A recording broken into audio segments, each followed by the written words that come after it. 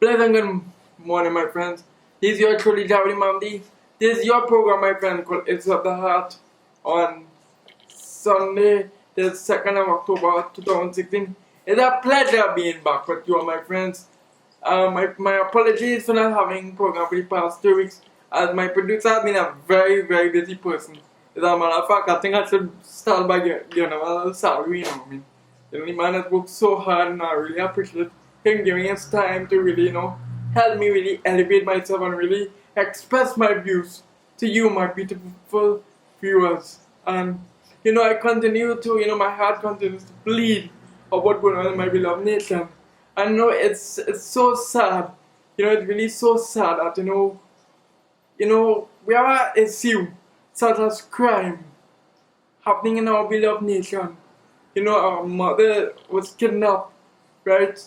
And her children are the short, right? And we continue to see person being missing, especially when it comes to our young women of Trinidad and Tobago. I ask, what are we doing as a society? Why are we being proactive in helping search for not just this woman, but all the other women, all the other missing persons, men and women, who have been missing? We need to be a community where we can look out for one another, be your brother and sister's keeper. But you see, we live in such a society. Only when it happens, only when it hits home to us, is then we start feeling the burden, and that should not be, my friends. That should not be. So we need to be a very concerned society, and we need, and that is why I'm calling for communities to really, gather together and let's start in nationwide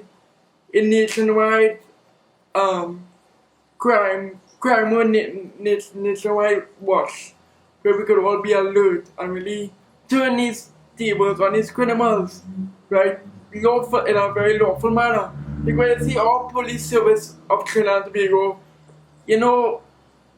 there's so much negativity among the police, especially when in terms of corruption. You call them, they're not available. And it begs the question, what is really the government of Trinidad and Tobago doing to address this issue of crime? And as we've seen, kidnappings is on the rise. It really concerns me. And in other countries, especially when you look at the United States, they have what they call Amber Alert, and into the billboards and stuff, and you see the picture. And why are we not doing that in our country? Where are the businessmen? Who only selling to fill their pockets? I ask, where are the businessmen?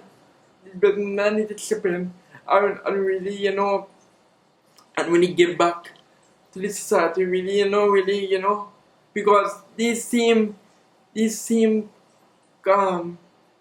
customers, they're feeding you. So why you cannot give back by showing them that what, you have love for humanity. But you see, all you care about is that dollar. I tell you, when the day the Lord calls you, when you die and you're buried in a deep hole, it's you alone. And then when judgment day comes, you have to answer the Almighty. So no matter how much gold and only riches you have, that will not last forever, right? And we need to start teaching our children from young that money is not everything, right? It's about family, it's about love for one another, how you live your life, how you treat others. That is why God the Almighty sent us here. And there needs to be programs in place to teach our youth that, because in our country we need to teach everybody everything, because in our country, like, common sense not so common, right? And when I look at the government trying to make right now, it's like they're sleeping, because the Minister National Security continues to say everything is under control, they're working hard, but what are you really doing to root out the corrupt elements in the justice system, instead of holding judges accountable, instead of holding police accountable, right? Because right now, the family, many families are mourning right now for their loved one. They haven't seen their loved one 2 or 3 years. They're missing. Where all these person missing gone? And you know, to show we such careless. You telling me you see someone being kidnapped and you do nothing about it, just stand up there and watch so what you can follow the car. You know, somebody must see something. And that is the problem also in our country. People know what's going on in the community, but they will not speak up because you know why? They have chosen to live themselves in fear. And you see, that is why crime has taken control. That is why the criminal elements, right, continue to take control because you know why? We have allowed them to. Because you know, we are trapped in fear. And when we get ourselves out of fear, my friends, it's then we can stand up to them and say no more. Right? Put down your guns, get rid of all the drugs out of this country. And especially when it comes to white collar crime, those who do the bidding, right? And that is why we need to really investigate these lawyers who take up these cases too, who are listening to make millions, right? So I go on the government and Candrigo. You know, we pass a budget, and every year the same thing. When some national security, the national security administration continues, going up billions, and we are not getting justice. We are not reaping the benefits. Right? We still don't feel safe in our country. We still have to watch our backs, everywhere we go, right? And to me, it's like we are held. It's like we are holding ourselves to ransom. It's like we are in prison in our own land, and that should not be, my friends. That should not be, right? And we need to tell the government of Trinidad, government after government, who's spending billions of dollars, budget after budget, to account. Because to be quite frank, somebody had to break a jail. Somebody had to break a jail. Where the money gone? Where the money gone? Right? I asked, where the money gone? So UNC, PNM, you guys really have to account. They have to get all their act together. And you see this fighting now in Parliament and who vote for the bill, who don't vote, and this tit for tat is really getting annoying. It's really getting annoying, especially when it comes to how I see our opposition leaders behaving, right? You want to become prime minister again, and look how you behaving like the opposite, like a little child, like children in parliament. And to be quite frank, if I was a speaker, you want to behave like a little child, I would treat you like a little child, right? And there needs to be that type of no-nonsense approach, and it's these little things that really allow the criminal elements to take over, because when they see that, it's sidetracked, and you're not dealing with the real issues in hand, then the criminals is winning, right? When they see this type of display, they're laughing at us. And a matter of fact, around the world, especially in US, we are the laughing stock. Because we cannot agree on a bill called the factor, to deal, that deals with our international bodies and the bank transactions. If we cannot come together to deal with that, right, especially in terms of white collar crime, we expect to happen. We expect. So, like I said, we are the laughing stock, right? And when we want to talk about billions and expenditure, I have great concern over expenditure of the money being spent and no one being held accountable. And speaking of that, we have a president. We have a president spending money on mine. I mean, when you look at the cost factor that wine, and then he comes and makes a speech saying how well he ordered it from Italy, and the fact is that it'll be cheaper. That's an insult to the nation. Since it's like, and not only that, but you have the coat of arms, you have the president on the label. I would love to, understand. And it's like, how there's no accountability, and worse yet, they blame it on his staff. They take no responsibility. If there's no proper checks and balances in terms of accounting, right? In terms of who who heads your accounting department within your office. And like I said, somebody had a big deal. You also have to account too. You also have to account. And the question still begs, is it true that you have members of it is alleged that there are members of your family working in your office? Because that is the next issue too. And that is why our country and state we in is a deep concern of nepotism happening in our beloved nation, where you have friends and family benefiting from the ministries who are being employed from government, from opposition, and there's no accountability when the citizens of Trinidad and Tobago, when the law-abiding citizens of Trinidad and Tobago who are trying to earn an honest dollar can get jobs. Right now, students right now catching the teeth to get jobs, and they have degree. Right, there are students right now who catching the tail to access gate, and then you have alleged friends and family, right, of ministers and stuff alleged benefiting, and that should not be, my friend. That should not be the case, because every creed and race must find an equal place. So I am very concerned when I'm seeing the latest development, especially when it comes to our President Transbigo, and not to mention his attack on the media for doing the jobs.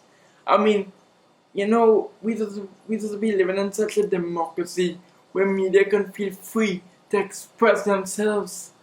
I consider that a slap in the face. I consider it insulting me too, because I am here being on social media expressing myself. Right? The media has a job to do, and you have your job to do. Right? In the police, there are certain head of police service who have a talk show is battling the media. And why is that? The police have their duty to do, and the media have theirs. So why are we trying to why is this kind of tit for tat? For that should not be the case. I would like to know, why isn't there a program in place by the government of Trinidad and Tobago to protect the media, so the media can feel freely to express themselves? I would like to know, why is that? Right? Journalists need a sort of security, need a good amount of security, so they can feel secure, because they're actually putting their life on risk from some of the exposure. And if you have nothing to hide, then you should have nothing to fear. So I really don't understand the president in terms of his logic, right? And especially when he listens to that speech, and you have him and I want to commend Ms. Rhoda Barrett for the stand that she take, and especially when you hear how, really and truly, it really is disturbing when you can hear the office of the president is alleged that call the school where we about teachers, and it's like we really in prison, It's like it's like we can't say nothing, we can't do nothing, and we are just law-abiding citizens who just want better for our nation, and that is really scary. That is really scary, and the media association need to take a no-nonsense approach, need to take a stand. I'm surprised I haven't seen half of the journalists, most of the journalists in front of the president's house, because in my humble view, he needs to resign, because this is becoming unbecoming of a president. It should not be. And it begs the question, should we change the constitution? Should we into a constitution reform? Should we change our constitution? Because we need, in my humble view, because we need to look at the selection of our prime minister, president, national security, AG, even our police commissioner, right? Because what happens, like what you see from with the prime minister and the president in terms of the national security, in terms of that meeting, that is controversial, see, right? what is it? It's like a conflict of interest, because what you see is like, and I'm hearing contradicting statements from the Prime Minister on national security, and it's like, when you hold such meetings, especially when it comes to a president having a meeting before the Prime Minister, it really, it comes like, in a way, it comes like nepotism. It comes like, it comes like party politics. It comes like, because the nation is nowhere to this closed meeting, and it's like, what is, and then just talk on what is actually being done. I have no problem if the president, the prime minister, now just got the 8-hour press conference and address the media, address everybody up front and tell us what is really being done and how they plan to work together.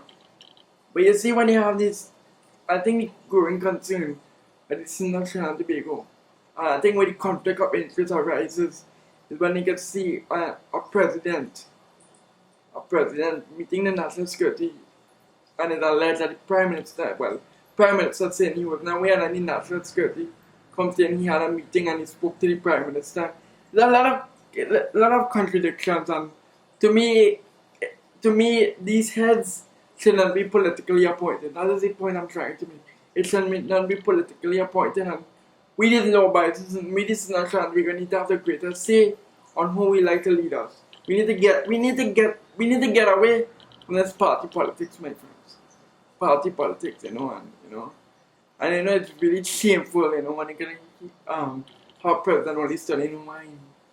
Yeah, we had a former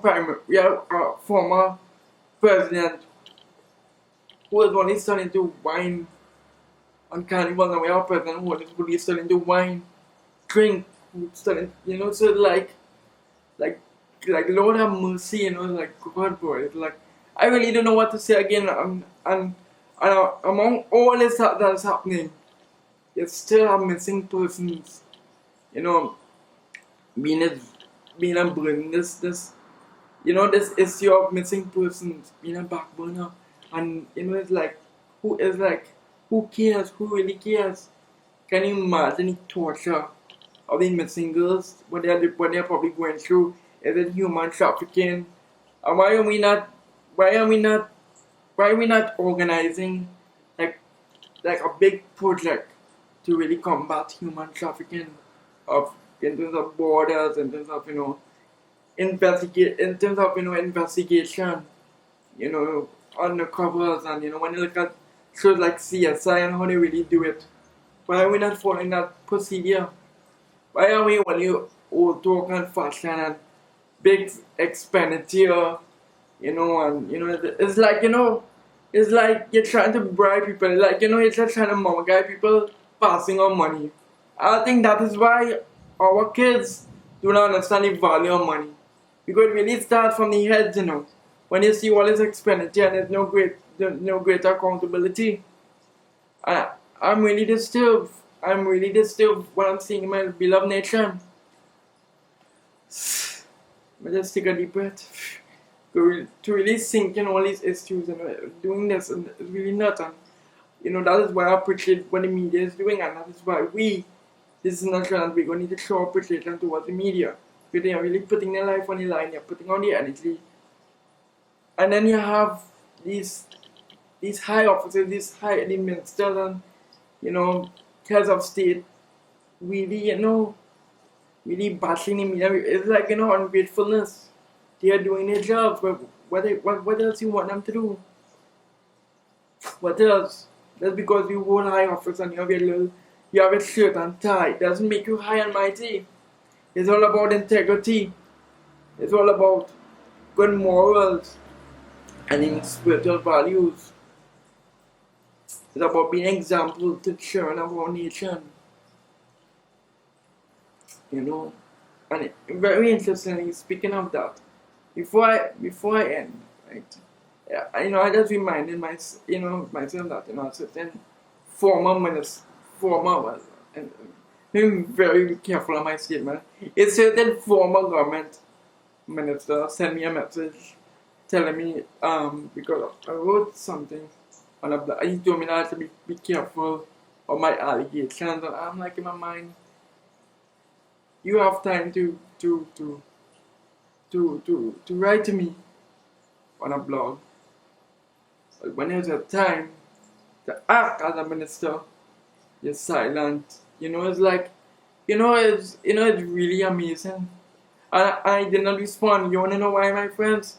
You wanna know why I could not respond? Because if you want to debate with me, do not go on social media. Come on this program and let's have a healthy debate. Let's have a discussion respectfully, and let us deal with the issues of the day. But do not find time to go on social media and talk behind, and it's just really amazing how ministers, former ministers actually find time to blog.